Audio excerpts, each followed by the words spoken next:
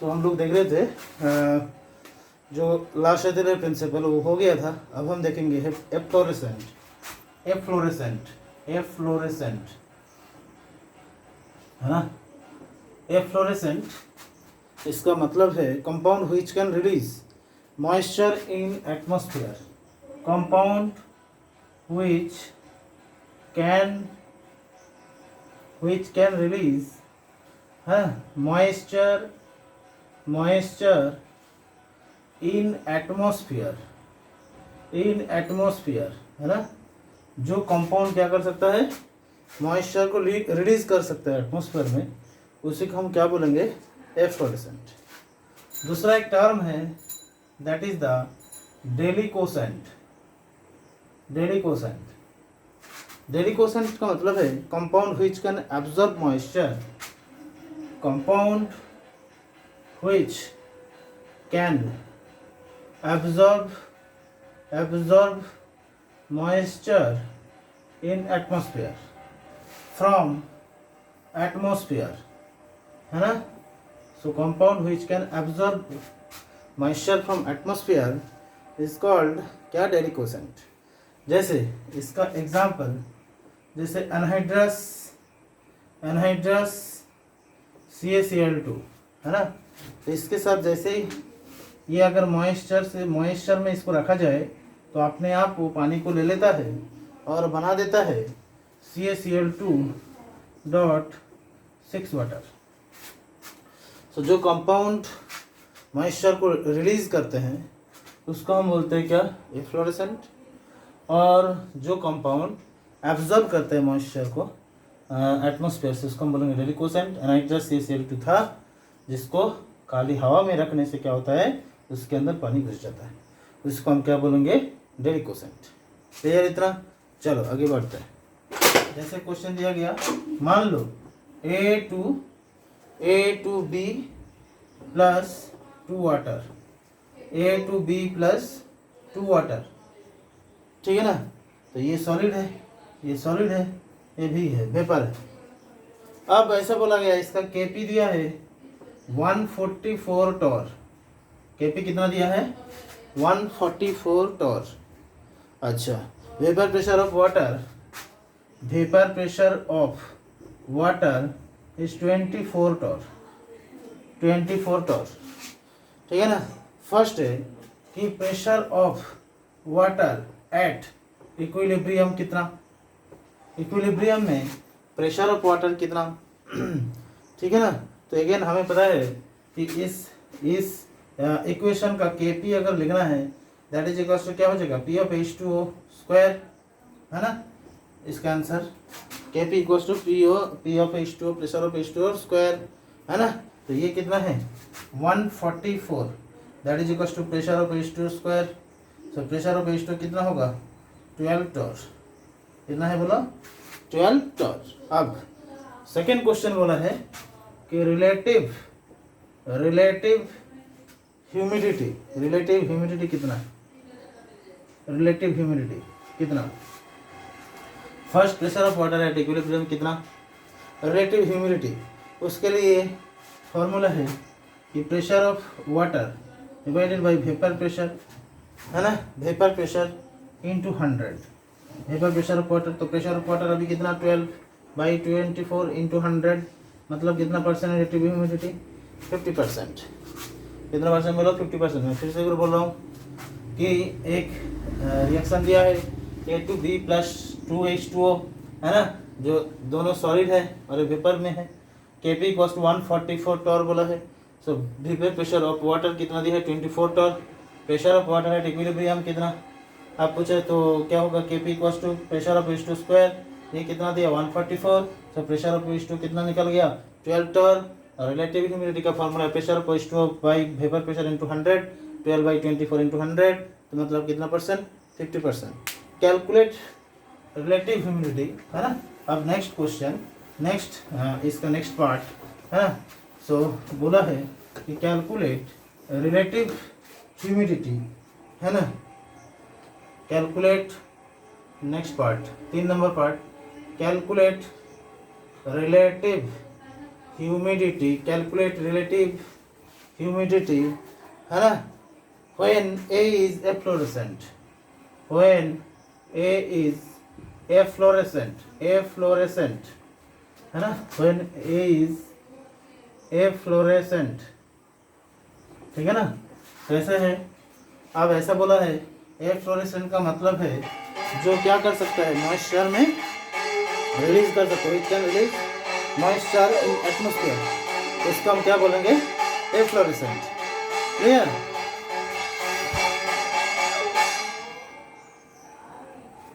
अच्छा, अब ऐसा है कि इसको हम कैसे सॉल्व करेंगे, देखो अगर ऐसा है कि वाटर ए क्या करे, एफ्लोरेसेंट का मतलब है जो रिलीज करते हैं मॉइस्चर को, तो मॉइस्चर को जो रिलीज करते हैं तो अपने आप रिएक्शन किस तरफ जाना चाहिए, है ना।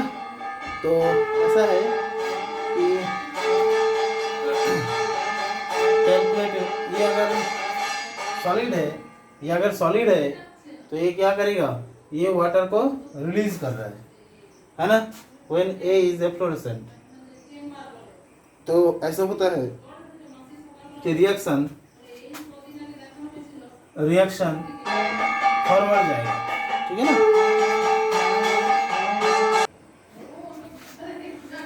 सो A अगर efflorescent है तो तब कैलकुलेट रिलेटिव ह्यूमिडिटी पूछा था। एक्चुअली क्या है कि A क्या कर रहा है, वाटर को रिलीज कर रहा है, तो रिएक्शन ऑटोमेटिकली क्या हो जाएगा, उस तरफ जाएगा, फॉरवर्ड, है ना, ज़्यादा ज़्यादा वाटर रिलीज कर रहा है। तो ऐसा है अगर फॉरवर्ड जाएगा तो फॉरवर्ड के लिए क्या था, Q लेस देन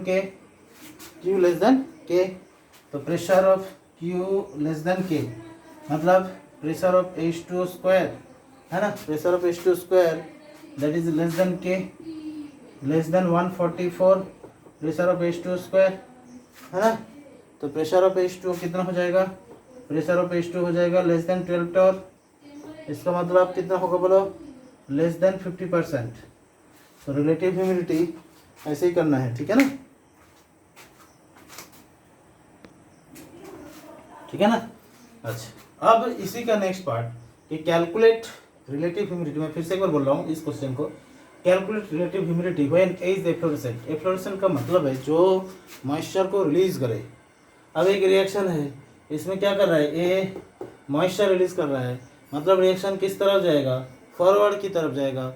फॉरवर्ड की तरफ जाता है तो मतलब Q लेस देन K होता है, तो pressure of H2 square less than K pressure of H2 square, तो ये क्या होगा 12%, या रिलेटिव ह्यूमिडिटी कितना हो गया 50%, ठीक है। अच्छा, अब कैलकुलेट रिलेटिव ह्यूमिडिटी, है ना, अब बोला है इसका next part calculate relative humidity, calculate relative humidity, है ना, when A is deliquescent, when B is deliquescent, है ना,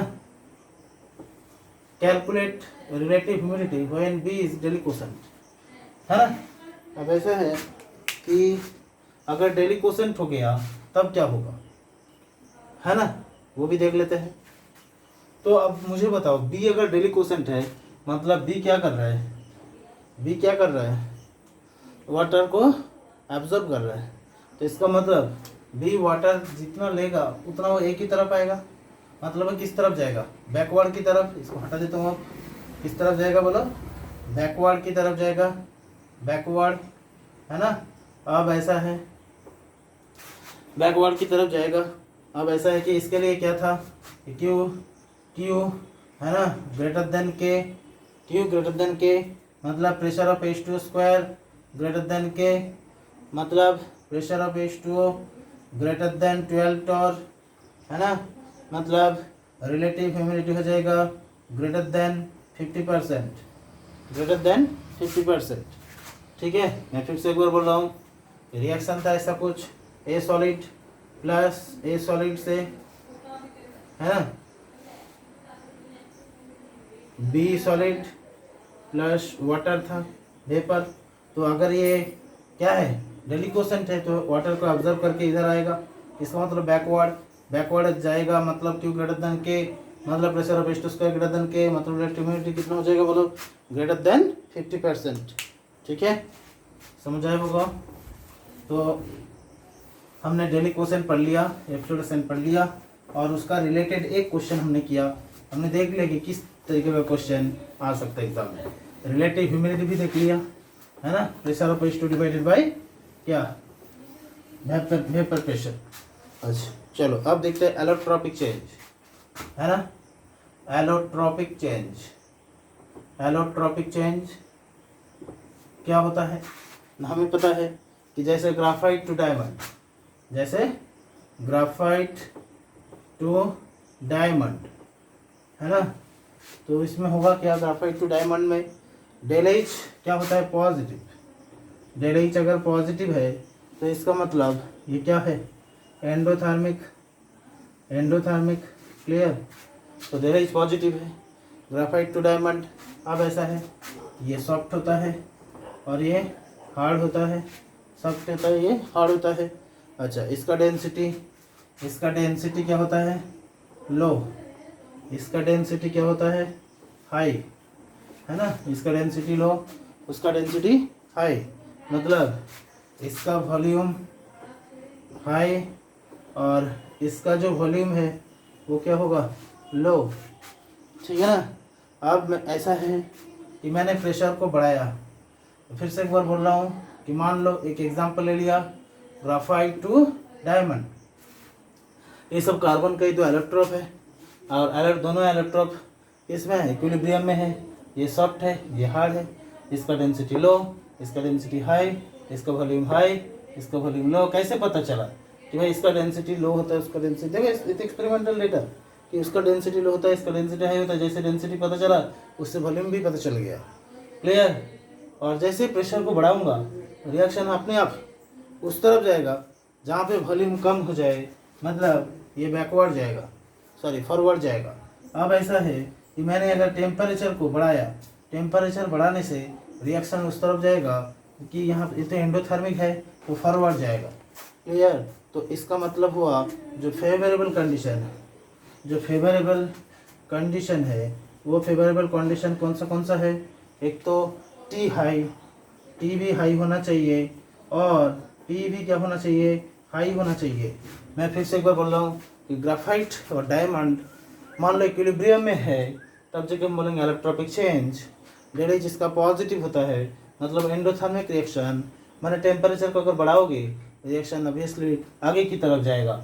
अब ये सॉफ्ट होता है, ये हार्ड होता है, तो सॉफ्ट है ना, ग्राफाइट का सॉफ्ट लेयर होता है हमें पता है, और डायमंड का क्या होता है, हार्ड, है ना, क्रिस्टलाइन, है ना, जॉइंट लाइक स्ट्रक्चर होता है हमें पता है। तो इसका डेंसिटी लो, इसका डेंसिटी हाई, उससे क्या पता चला, इसका वॉल्यूम हाई, इसका वॉल्यूम लो। अब जैसे प्रेशर बढ़ाया रिएक्शन अपने आप उस तरफ जाएगा जहाँ पे वॉल्यूम कम हो जाए, रिएक्शन फॉरवर्ड की तरफ जाएगा। जैसे टेम्परेचर बढ़ाया तभी रिएक्शन फॉरवर्ड की तरफ जाएगा। तो फेवरेबल कंडीशन कौन सा है, टेम्परेचर भी हाई होना चाहिए और प्रेशर भी हाई होना चाहिए। इतना क्लियर। चलो उसके बाद हम देखेंगे साइमल्टेनियस इक्विलिब्रियम। इसके बाद हम देखेंगे साइमल्टेनियस इक्विलिब्रियम, है ना। हेडिंग देते हैं simultaneous, simultaneous equilibrium. Simultaneous equilibrium होता क्या है, इसका मतलब है कि if two or more equilibrium takes place in a container, है ना। If two or more equilibrium, है ना, if two or more equilibrium takes place in a container, takes place in a container, है ना, takes place in a container, है ना, then having at least one common reagent, having at least one common reagent, having at least one common reagent, ठीक है। अब ऐसा है, if they affect each other, if they affect each other, if they affect each other, है ना, then it is called simultaneous reaction, then it is called simultaneous reaction, simultaneous reaction। क्या बोला गया फिर से एक बार देखो, if two or more equilibrium takes place in a container having at least one common reagent, if they affect each other, it is called simultaneous reaction. अब ऐसा है कि अगर दो या दो से ज़्यादा इक्विलिब्रियम एक साथ एक कंटेनर में हो और उसमें रिएजेंट भी एक कॉमन हो जाए और अगर एक दूसरे के ऊपर इफेक्ट अगर होता है तब जाके हम बोलेंगे वो साइमल्टेनियस इक्विलिब्रियम है। जैसे एग्जांपल दे दिया, मान लो ए से बी प्लस सी है ना, वेयर सॉलिड गैस और ये गैस। अब ऐसा है डी से भी मैंने ले लिया ई प्लस सी है ना, तो ये सॉलिड ये गैस ये गैस। अब ये दोनों को मैंने एक साथ एक कंटेनर में रिएक्शन करा रहा हूँ और ये दोनों में एक कॉमन रिएजेंट है, दैट इज़ अ सी वाला कॉमन रिएजेंट है, ठीक है ना। अच्छा, अब ऐसा है कि मान लो कि यहाँ पे अगर ये रिएक्शन इसके ऊपर इफेक्ट करता है या ये रिएक्शन अगर इसके ऊपर इफेक्ट करता है तब जाके हम बोलेंगे कि यहाँ पे ये दोनों कौन सा है, कॉमन है, तब जाके हम बोलेंगे साइमल्टेनियस इक्विलिब्रियम। जब एक इक्विलिब्रियम दूसरा इक्विलिब्रियम को इफेक्ट करता है उसके बाद हम उसको बोलेंगे साइमल्टेनियस इक्विलिब्रियम।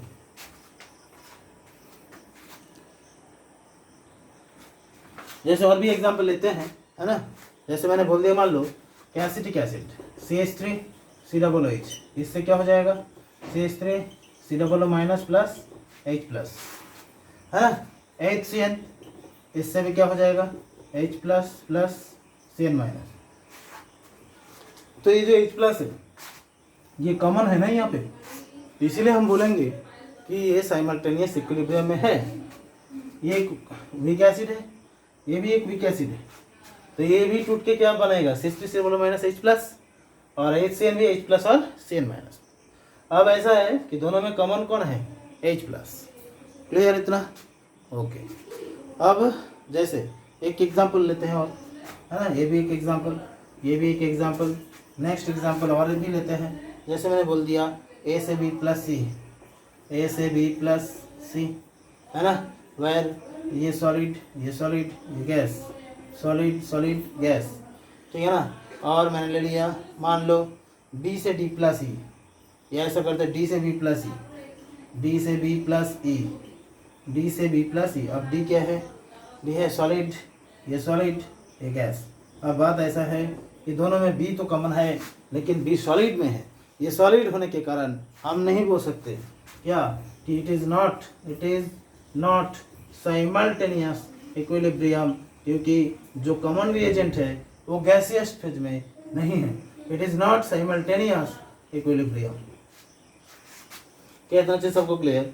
मैं फिर से एक बार बोल रहा हूँ कि यहाँ पे बी तो कॉमन है लेकिन दोनों बी कौन सा स्टेट में है, सॉलिड स्टेट में है, तो इसीलिए हम बोलेंगे it is not simultaneous equilibrium.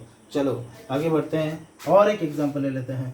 जैसे मैंने बोल दिया, मान लो ए से है ना, A से B plus C, again A से B प्लस सी, ओके। और दूसरा ले लिया B से D प्लस सी, B से D प्लस सी। अब ऐसा है कि यहाँ पे गैस गैस गैस, ये भी गैस ये भी गैस ये भी गैस, ये तीनों फेज में दिया है और यहाँ पे भी तीनों गैसियस फेज में है। अब हमें बता दो कि ये रिएक्शन क्या साइमल्टेनियस इक्विलिब्रियम में है, क्योंकि यहाँ पे B तो कॉमन है और B गैसियस फेज में भी है, इसलिए हम बोलेंगे ये दोनों साइमल्टेनियस इक्विलिब्रियम में है। क्लियर इतना? मैं फिर से एक बार बोल रहा हूँ कि if 2 or more equilibrium takes place in a container है having at least one common reagent, if they affect each other it is called simultaneous equilibrium। भाई ये कंटेनर में मैंने अगर दो रिएक्शन ले लिया और दो रिएक्शन में एक रिएक्शन दूसरे रिएक्शन को अगर प्रभावित कर दे तब जाके हम बोलेंगे वो साइमल्टेनियस इक्विलिब्रियम में है। जैसा फर्स्ट मैंने एग्जांपल दिया था A से B प्लस सी, इधर भी D से D प्लस सी और दोनों C कॉमन भी है, गैसियस फेज में भी है, इसलिए हम बोलेंगे ये इक्विलिब्रियम में है, साइमल्टेनियस इक्विलिब्रियम में है। एक एग्जांपल ऐसा भी लिया कि भाई CH3 COOH, इससे पानी में देने से बनता है CH3 COO minus H plus, HCN इससे भी बनता है H प्लस CN माइनस, इसमें कॉमन है H प्लस, ये सब एक्वास फेज में है, तो इसीलिए ये दोनों क्या करता है ना, साइमल्टेनियस इक्विलिब्रियम में है।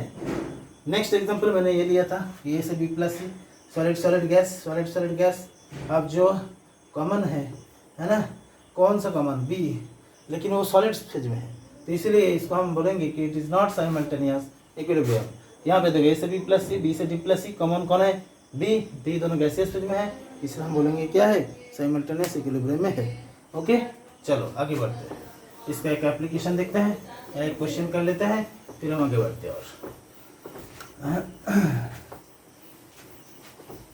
अब देखो नेक्स्ट क्वेश्चन की तरफ देखते हैं, है ना। बोला है क्वेश्चन ऐसा कुछ कि solid A and solid B are heated, solid A and solid B are heated है ना in different container, in different container, clear. अब बोला है if pressure over solid A is, if pressure over solid A is, है ना 8 torr and solid B is 6 torr and solid B is 6 torr, है ना। First calculate Kp1 and Kp2, calculate Kp1 and Kp2, calculate Kp1 and Kp2 for A से C plus H2S, है ना, B से D plus H2S, B से D plus H2S दोनों reaction दिया गया, है ना। और ये solid C gas, H2S gas, ये सॉलिड गैस गैस। अब क्वेश्चन बोला है कि क्वेश्चन नहीं, हाँ क्वेश्चन है कि solid A and solid B are heated in different container, अलग अलग से हीट किया गया। If pressure over solid A is 8 torr and solid B is 6 torr, then calculate Kp1 and Kp2 for this reaction. Okay अब इसके लिए Kp1 Kp2 निकालना है, कैलकुलेट Kp1 एंड Kp2, ठीक है। चलो आगे बढ़ते हैं। अब ऐसा है कि मानो एक रिएक्शन लेके शुरू करते हैं कि A से C प्लस H2S, ये सॉलिड ये गैस है ना। तो इक्विलिब्रियम में इसका तो कुछ नहीं है, इसका P1 इसका P1, ओके। अब ऐसा है कि टोटल प्रेशर, टोटल जो प्रेशर है, टोटल प्रेशर कितना 2P1 है, total pressure 2P1 that is equals to, या ऐसा करते हैं P1 plus P1 that is equals to कितना, दैट इज इक्वल्स टू 8। हमें कैसे पता 8 कि pressure over solid A is 8 torr, ऐसा बोला है ना। तो अगर टोटल प्रेशर 8 torr है तो P1 plus P1 that is equals to 8, तो P1 शुड बी कितना 4, तो P1 तो 4 आ गया। फिर इसके बाद Kp1 क्या होगा, Kp1 हो जाएगा P1 इंटू P1, ठीक है। तो P1 इंटू P1 4 इंटू 4 मतलब कितना हो जाएगा 16, क्लियर। अब आगे बढ़ते हैं, जैसे B से D प्लस H2S, B से D प्लस H2S, है ना, ये सॉलिड ये गैस। अब इक्विलिब्रियम में सॉलिड का तो कुछ नहीं था, इसका P2 इसका भी P2, ठीक है ना।